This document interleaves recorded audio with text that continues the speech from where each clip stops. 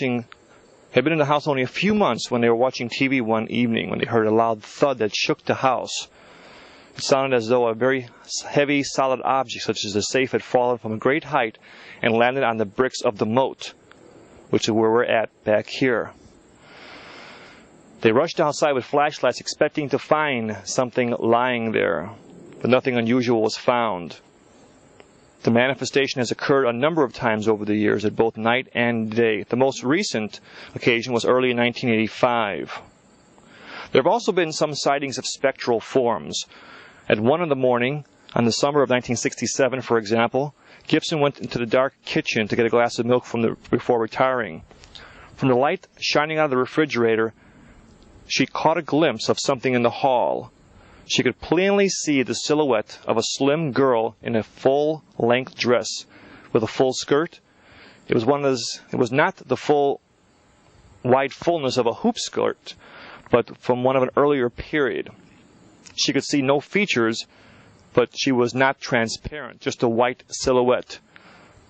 It was visible for about 10 seconds and then was gone. One of her daughters had a similar experience several days later. Gibson learned later that the earlier residents of Haw Branch had seen the same apparition, and had even been awakened from a deep sleep by the touch of one spirit. There have been unexplained strange odors. Sometimes smelled. The scent of fresh oranges could be sensed in the library, even though there were no fresh oranges in the house. There was also a smell on the altar of roses, attar of roses, when no flowers in the house. Aside from the screams, screeches, and heavy thumpings and footsteps, there have been curious other sounds heard at Haw Branch. One of the young McConaughey sons and several friends camping out one night in the surviving old slave cabin, which you can see off behind the building, here in this, behind the plantation itself, heard the sound of a cowbell making a circuit around the building in narrowing circles all night. There are no bells on any of the cows on the plantation. Other noises seem to center in the attic upstairs. All family members at one time or another have reported hearing what sounded like furniture being dragged across the attic floor late at night. Yet when they went up to look, the dust-covered furniture was unmoved, nor were there any traces of animals or birds in the attic. Sometimes a rocking chair is heard rocking in the attic, but the chair was broken and no one could sit in it. On other occasions, humming sounds were heard down here in the basement. A musical friend of the family said it sounded like an old English folk tune. In the basement, incidentally, there is a sealed room. It is a chamber about 4 by 6 feet in size and completely closed off by brick and masonry. The McConaughey's cats seem to be fascinated by it.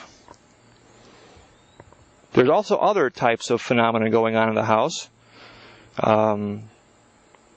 Other types of psychic manifestations. One of the most interesting concerns a portrait of a young girl named Florence Wright.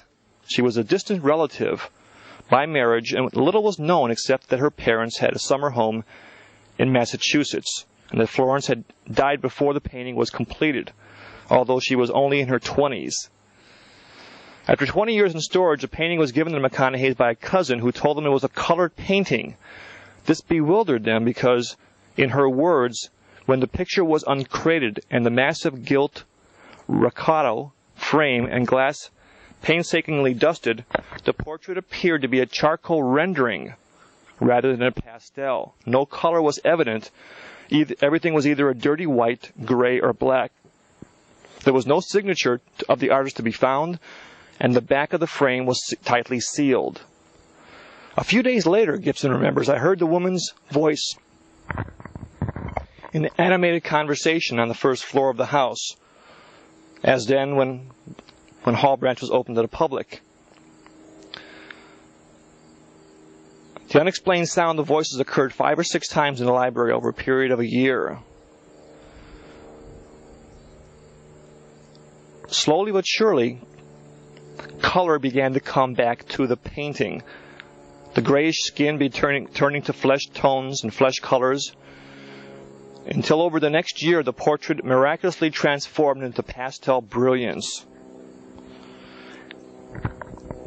A psychic expert from the neighboring county came over to investigate. He reported that Florence Wright's spirit was tied to the portrait because she died before it was completed, and that she had the power to remove the color from it when she was dissatisfied from where it was placed.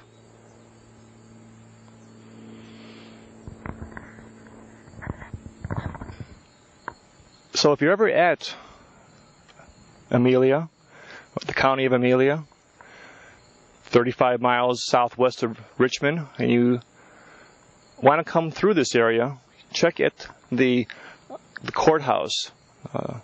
Sally McConaughey has a business office there, and she's usually pretty open to people coming over to look around the grounds and look at the house and whatever, even though no public tours are available anymore at Haw Branch Plantation.